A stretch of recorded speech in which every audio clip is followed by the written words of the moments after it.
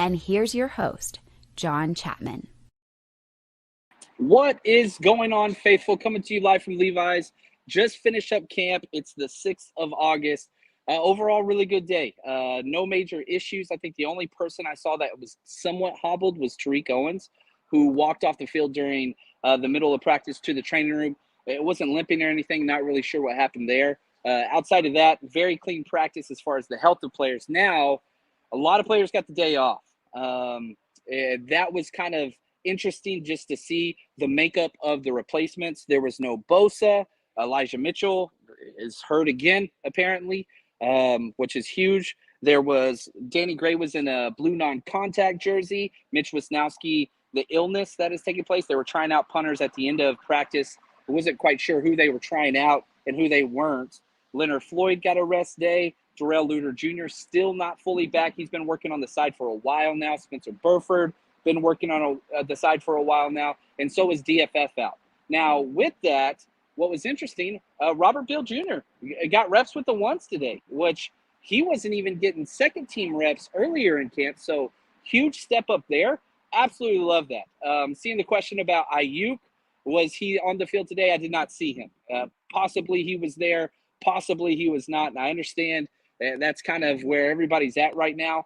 The most recent news, I did a full Aiyuk thing this morning at like 5 o'clock in the morning. Sorry about that, everybody. But it was the only time I could record before training camp, driving out here and everything.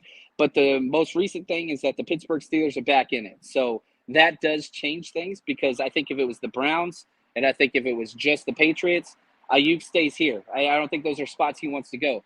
He has said publicly several times that the Steelers and the Commanders are kind of the spots he wants to go to.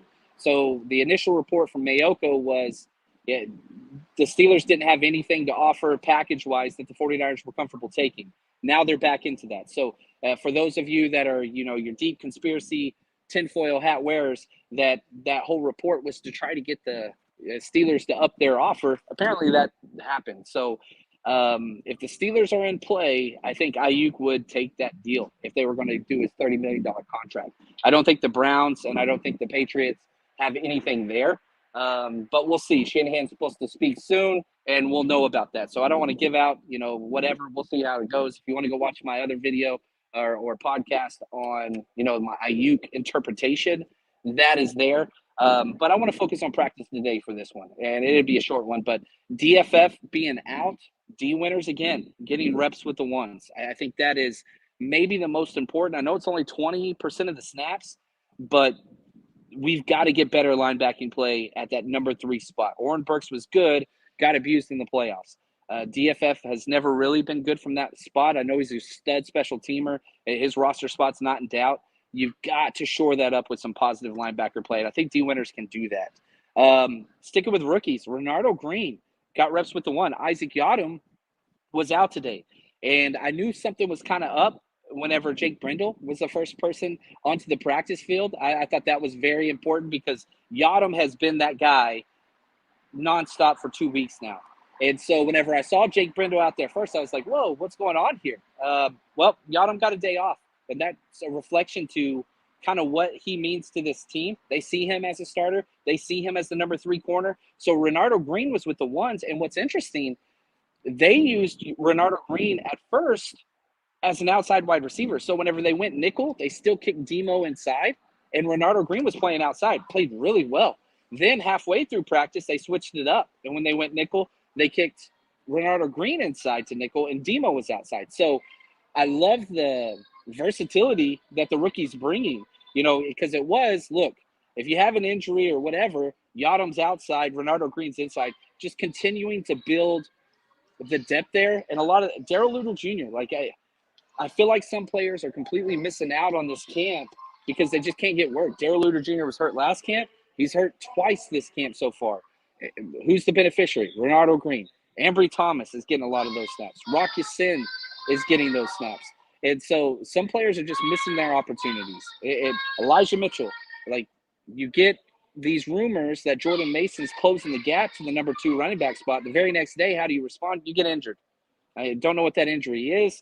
Couldn't tell you, but just the fact that Mason, CMC was out today, rest day. So Jordan Mason got all the reps with the ones, all of them.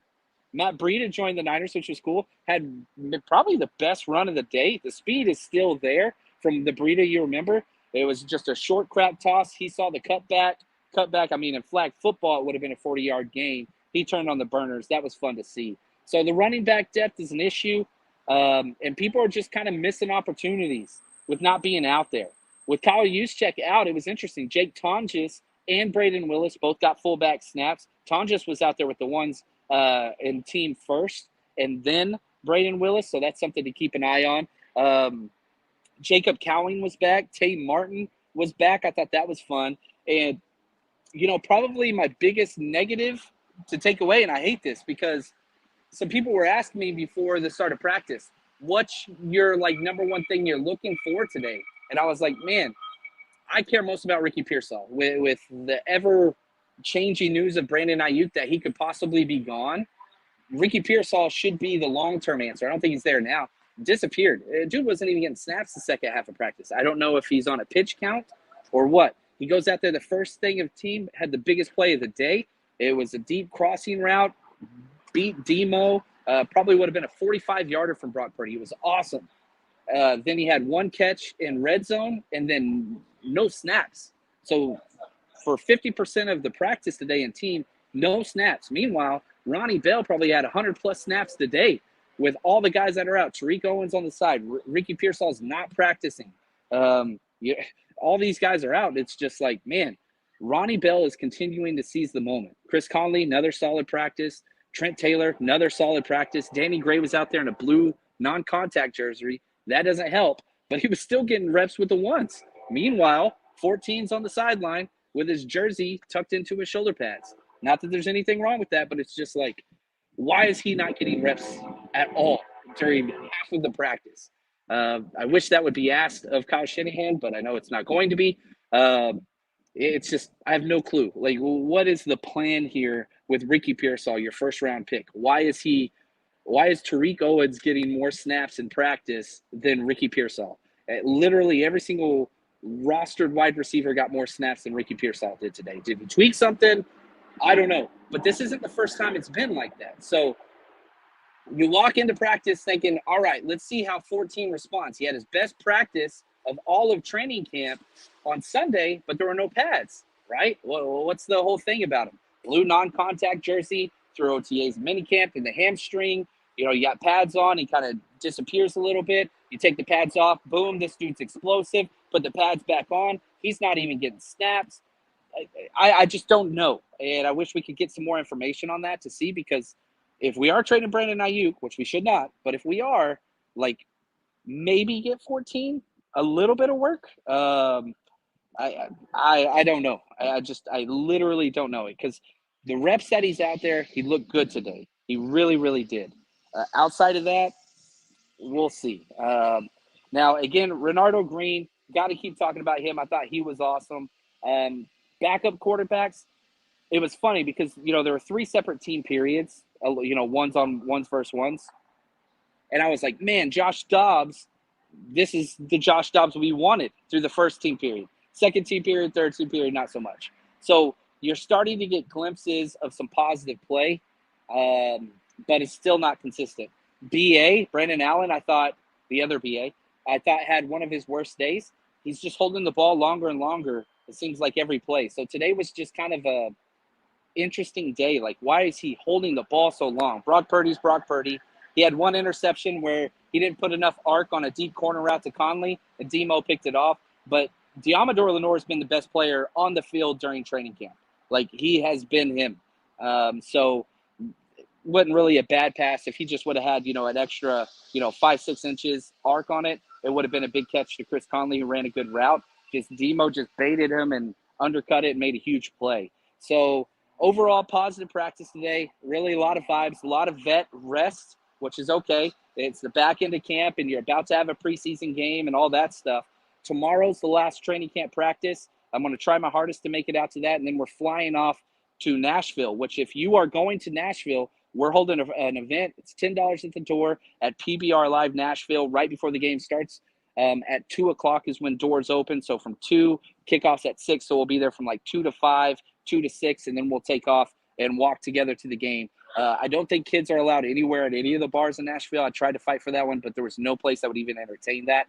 But the $10 gets you a free drink, and we're giving away raffles, all that kind of stuff. So join us there. But that's going to conclude our training camp coverage. Not really a lot of news on the field today. It was just kind of a clean, polished, chill day. Definitely not one of the harder practices for sure. It seems like they're starting to gear up for Nashville and Tennessee and the Titans and all that kind of stuff, just getting ready for that last, rest for the vets, because whenever you look at the normal week of practice, Wednesday is your first day of practice, not Tuesday. So a lot of those vets getting that rest now, trying to get their body clock into game week mode. I know Bosa and Floyd and those guys aren't playing in the preseason, but you're already starting to get them ready to the weekly routine that will be during the season. So anyway, appreciate you guys. Hopefully you have a great rest of your day. Good luck with that Shanahan press conference. And until next time, stay strong, faithful.